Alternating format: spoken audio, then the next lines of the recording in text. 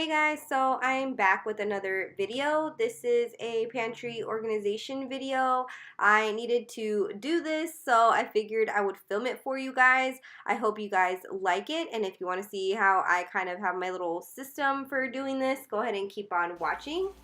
So I picked up all of these things from Walmart. I did this second, so I clean out the pantry first. You can do this by taking everything out and then just like redoing the whole entire thing. But like I said, I've done this before, so I kind of like where certain things are. I just needed to find a better way to kind of store them and all of that. So I picked up these things from Walmart after organizing because I knew these are the kinds of things I was going to need. And I don't like to just like pick up things that I think I need because then I end up just wasting money. But yeah, I had these black canisters already that were empty and just like taking up space, so I figured I would use them to store some things. So you can just kind of put things into piles, and so you can see what you need and what you have and what's old and what you need to throw out. So I ended up putting almonds, quinoa, lentils, and then later on you'll see that in the biggest canister I realized I could store my granola in there. And then I ended up using my label maker to make some labels for these, so you don't have to like, guess what's in them.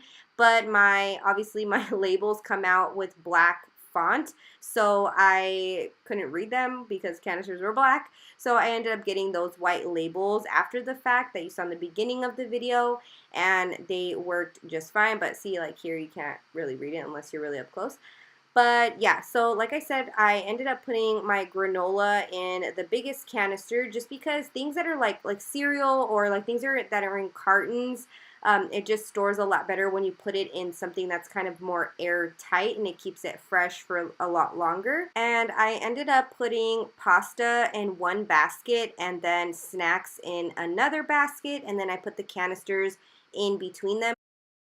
And then moving on to the next row, I ended up putting all of the cans in rows like this, depending on what they were. So that way, when I make my grocery list, I just know exactly what I'm like running short of. And then I ended up using the biggest shelf to put right on top of the cans. And I emptied out one of my drawers that I keep my saran wrap and Ziploc bags and all of that stuff, and it worked perfectly for that.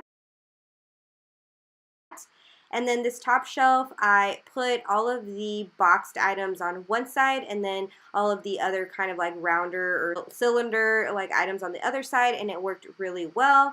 And we only usually have like one or two cereals like on hand. We're not big cereal people. We try not to be. So I bought two of those for that. Since they do sit there a while, I didn't want them to go bad, obviously. So putting them in the airtight containers helps with that.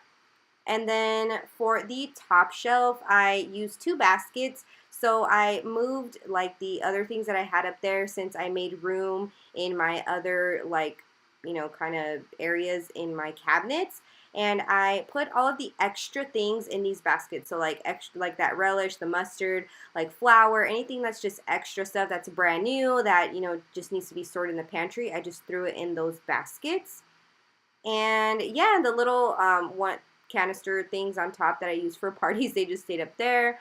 And then on the bottom, I ended up moving out all of that stuff and making room in my other cabinets to store. Like I had my steamer, and like I had like other like things that I never even use. So I cleaned those out. And then I ended up putting this basket here, but then that's the one I moved to the top because I had more extra things. And I put all of my little cloths that I used to clean inside of that basket with those cloths that I use like to dry dishes and stuff. And then in the other little basket, I put my red potatoes. And then on the very bottom, I put our waters, and then that box is all of the girls like craft stuff that they use like on a daily basis, their crayons and coloring papers and Play-Doh and all of that stuff. I ended up putting the appliances that I use on a regular basis at the very bottom, which is like my rice cooker and my toaster. I had also like this bread maker that I got gifted down there, and it was just like huge. I ended up putting it in my other closet that's under our stairs.